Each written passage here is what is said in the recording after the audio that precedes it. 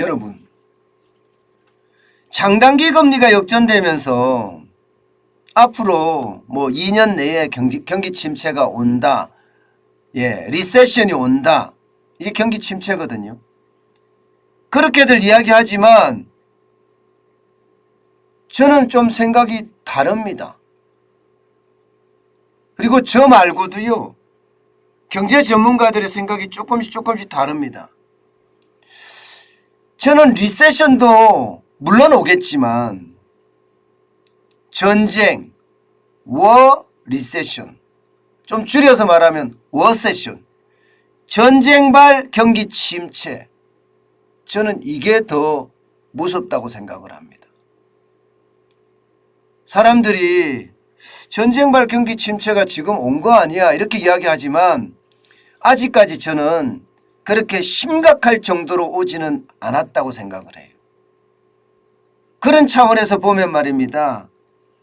세계은행에서 발표한 경기 침체에 대한 이야기 저는 100% 동의합니다.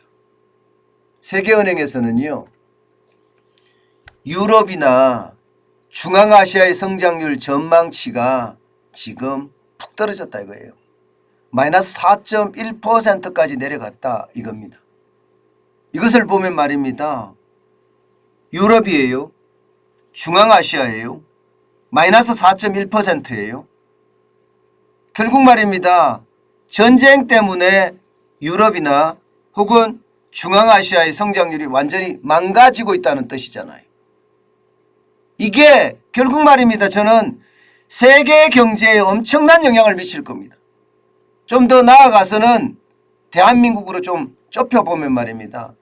대한민국의 경제에도 워리세션, 워세션, 전쟁발 경기 침체가 저는 엄청난 충격으로 칠 거라고 생각을 합니다. 여러분, 이걸 한번 보세요. 세계은행에서 발표한 내용이에요. 우크라이나는 물론 전쟁 중이니까 지금 우크라이나 같은 경우는요. 사회 기반 시설이고 뭐 부두고 항만이고 지금 도로고 철도고 다 깨져버렸죠. 다 파괴됐습니다. 그러니까 마이너스 45.1% 떨어진다는 말은 당연하겠죠. 근데 러시아도 지금 마찬가지예요. 마이너스 11.2%까지 떨어진다고 이야기합니다. 서방의 경제 제재가 그만큼 가혹하고요. 러시아 자체적으로 성장하는 데는 한계가 있다는 뜻이에요. 여기에다가 중앙아시아 마이너스 4.1%라고 했죠. 동아시아도 한중일 제외하고 4.8%라고 이야기합니다. 5%에 못 미칩니다. 더 큰 문제는 중국이에요. 지금 세계은행에서는요. 중국이 5% 성장하기 바쁘다고 이야기합니다. 저는 이게 세계 경제에 어마어마한 영향을 줄 겁니다. 여러분, 중국은 세계의 공장입니다. 중국은요. 중국 정부에서도 5.5% 성장하겠다 이렇게 이야기를 했어요. 그런데 세계은행은 전쟁 때문에 5.5% 불가능하다. 게다가 지금 중국은 도시마다 봉쇄령을 지금 계속 때려가기 때문에 결국 말입니다. 국내 경제뿐만 아니라 세계 경제에도 영향을 미친다. 그래서 5% 이하로 떨어질 가능성도 크다. 이렇게 지금 분석이 나오고 있거든요. 그런 차원에서 본다면 말입니다. 지금 세계 경제에 대한 전쟁발 충격은 굉장히 커진다. 이렇게 해석할 수가 있습니다. 제가 여러분들에게 설명을 드릴 때 정부가 러시아가 우크라이나를 침공하고 나서 대한민국 경제에서는 영향이 제한적이다 말씀을 할 때 말입니다. 정부가 그렇게 발표를 할 때 저는 아니라고 말씀을 드렸어요. 러시아로 직접 수출하는 거, 우크라이나로 직접 수출하는 거는 적을지 모르지만 그 전쟁 때문에 일어나는 파장은 대한민국이 수출국가이기 때문에 전 세계에 영향을 미칠 거다. 저는 그렇게 말씀을 드렸고 우리 경제에도 전쟁발 위기가 크게 작동을 할 거다. 그렇게 말씀을 드렸습니다. 그런데 그게 현실이 점점 되고 있습니다. 왜냐하면 전쟁이 터지자마자 원자재 가격이 엄청나게 올랐거든요. 서방의 제재 때문에 말입니다. 예, 원자재라는 것은 에너지만 있는 게 아니거든요. 유가만 떨어진다고 될 문제가 아니에요. 가스도 있고요, 석탄도 있고요. 또 광물도 지금 엄청나게 오르잖아요. 리튬이니 텅스텐이니 뭐 천정부지라고 이야기할 만큼 광물값도 오릅니다. 곡물값도 마찬가지입니다. 밀은 밀대로, 보리는 보리대로, 콩은 콩대로, 쌀은 쌀대로 다 오릅니다. 오죽했으면 식량을 무기화하고 있겠습니까? 그 영향이 여러분 대한민국에도 그대로 치고 들어왔습니다. 그대로. 그러니까 대한민국의 어떤 경제적 영향 저는 엄청 클 거라고 저는 생각을 합니다. 그만큼 말입니다. 우리 경제의 충격파가 굉장하다는 이야기예요. 굉장하다는 이야기. 여기에다가 말입니다. 우크라이나가 이렇게 심각하고 중앙아시아가 심각하고 러시아가 심각하고 유럽이 심각한 데다가 엎친 데 덮친 격이라고 해야 되나요? 설상가상이라고 이야기해야 되나요? 중국 보세요. 지금 말입니다. 중국은 도시 봉쇄령이 장난이 아니에요. 지금 광저우는요. 지난달 28일 지금 상하이를 쉽게 말하면 봉쇄했어요. 광저우도 마찬가지입니다. 광저우도. 주민 전수검사 한다는 것은 여기도 말입니다. 지금 봉쇄를 한다는 뜻이에요. 링더도 마찬가지고요. 쿤산도 마찬가지고요. 타이창도 마찬가지고 포산도 마찬가지입니다. 중국의 주요 도시들의 봉쇄 엄청납니다. 이거 세계 경제에 미치는 영향 엄청날 수밖에 없습니다. 중국이 세계 공급망의 핵심 기지입니다. 그런데 중국은 도시 봉쇄령을 내리면요. 지하철이든 버스든 택시든 아무것도 못 다녀요. 사람도 못 다녀요. 생활 필수품만 살 수 있는 사람들만 왔다 갔다 할 수가 있습니다. 나머지 먹는 것은요. 배달을 통해서 먹어야 됩니다. 그 정도면 여러분 도시 봉쇄가 이게 거의 폐쇄하고 마찬가지예요. 오죽했으면 락다운이란 말을 쓰겠습니까? 락다운이란 말을. 이렇게 되면 말입니다. 중국의 경제도 저는 무너질 수밖에 없다고 봅니다. 세계경제, 세계은행에서 보는 것보다가 더 심각한 양상으로 갈 수도 있습니다.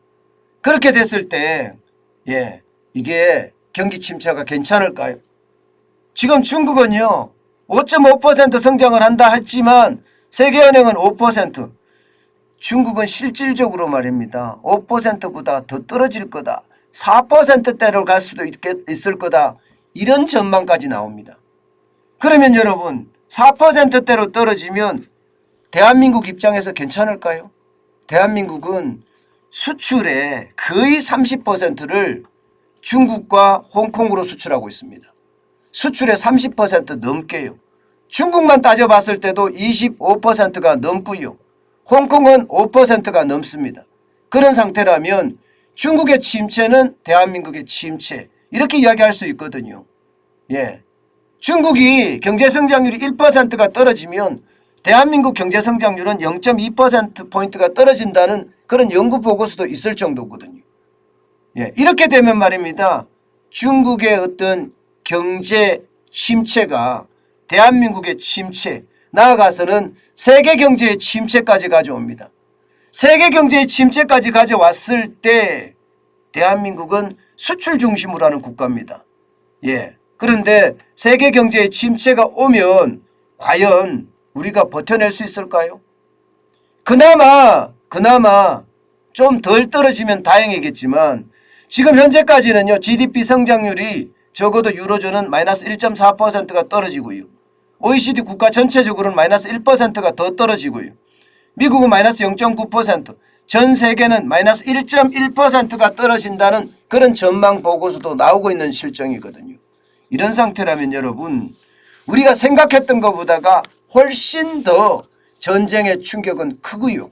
거기에 따르는 경기 침체는 생각했던 것보다가 훨씬 클 가능성이 굉장히 높아졌습니다. 저는 대한민국은 수출 중심 국가이기 때문에 이게 전쟁과 중국의 경기 둔화는요 우리에게 치명타라고 이렇게 보입니다. 특히 말입니다. 전쟁은요 지금 우리에게 리세션이 아니라 단순하게 경기 침체가 아니라 워세션, 전쟁으로 인한 경기 침체가 아마 시장을 더 강타하지 않겠느냐 이런 예상 저는 해봅니다. 그만큼 말입니다. 전쟁이 장기화되면 장기화될수록 우리 경제에 주는 타격은 엄청날 거고요. 그 타격은 고스란히 우리 서민들이 그대로 뒤집어 쓸 수밖에 없을 겁니다.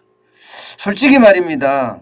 지금 전쟁발 경기 침체 저는 전 세계 시장을 점점 더 크게 옥죄고 있다고 생각을 해요.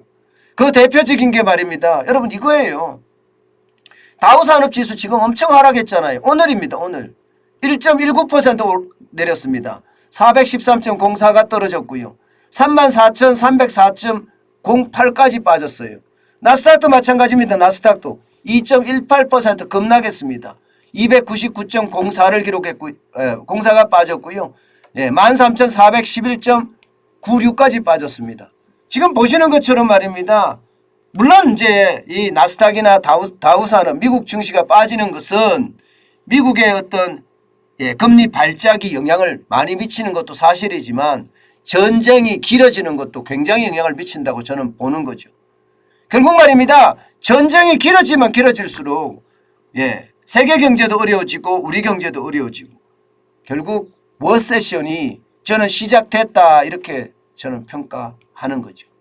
워세션이라는 게 결국은 말입니다. 워 리세션이라는 뜻이거든요. 워 리세션. 워 리세션이라는 것은 전쟁발 경기 침체라는 이야기인데 전쟁발 경기 침체는 저는 올 수밖에 없다고 봅니다. 지금 이대로 가면요. 오늘 다우산업이나 나스닥이 이렇게 떨어지면 우리 경제는 어떻게 될까요? 우리 경제는 또 떨어질 수밖에 없거든요. 또 떨어질 수밖에 없습니다. 결국 말입니다. 이게 시장의 어떤 선순환이 지금 깨지고 있다. 이렇게 봐야 됩니다. 선순환이 깨지고 있다. 원자재 가격이 급등하니까 또 금리 인상을 엄청나게 빨리 하니까 거기에 대한 어떤 선순환이 깨졌다. 저는 이렇게 읽고 있는 겁니다. 여러분 시장 변화 지금 앞으로 굉장히 클 거예요. 게다가 제가 계속 말씀드렸다시피 4월이 위험하다 4월이 위험하다 이 말씀 많이 드렸습니다. 그중에서 하나의 위험은 9월로 넘어갔잖아요. 대출 만기 연장, 원금 상환 유예, 이자 상환 유예 이거 9월 31일까지 넘어갔지만 나머지 위기는 지금 4월에 다 존재합니다. 4월이라는 게 저는 우리 경제에서 굉장히 어려운 그런 상황이라고 생각을 하는데 기본적으로는 이게 쉽게 말하면 지도력 부재가 저는 가장 클 거라고 생각해요. 왜냐하면 문재인 대통령이 새로운 대통령 당선인에게 뭔가 여유를 주면서 함께 정권 이양을 하는 그런 모습을 보여줘야 되는데 그렇지 못하거든요. 지도력 부재는요. 결국 정책의 부재가 일어납니다. 저는 거기에 대한 충격이 있을 수 있는 게 4월이라고 보고 있고요. 여기에다가 세계 경제의 어떤 악재들이나 악재는 4월에 지금 다 몰려 있어요. 중국의 리세션도 몰려 있죠. 경기 둔화. 우크라이나의 전쟁 몰려 있죠. 미국의 금리 인상 몰려 있죠. 5월 4일 날 미국 연방공개시장위원회가 열리잖아요. 그죠? 열리면 이게 0.5% 올릴 거라는 건 자명한 이야기잖아요. 그것도 지금 4월에 이미 나타날 겁니다. 게다가 4월에는요. 배당의 계절이라서 배당도 기업들이 많이 할 거예요. 그렇게 되면 저는 4월의 어떤 위기가 지금보다가 좀 더 심화될 가능성이 크다. 저는 이렇게 읽고 있습니다. 그만큼 말입니다. 저는 전쟁발 경기 침체가 우리 주변에 와 있구나. 이게 자칫 잘못 관리했다가는 펑 하고 터지겠구나 하는 생각 진짜 많이 합니다.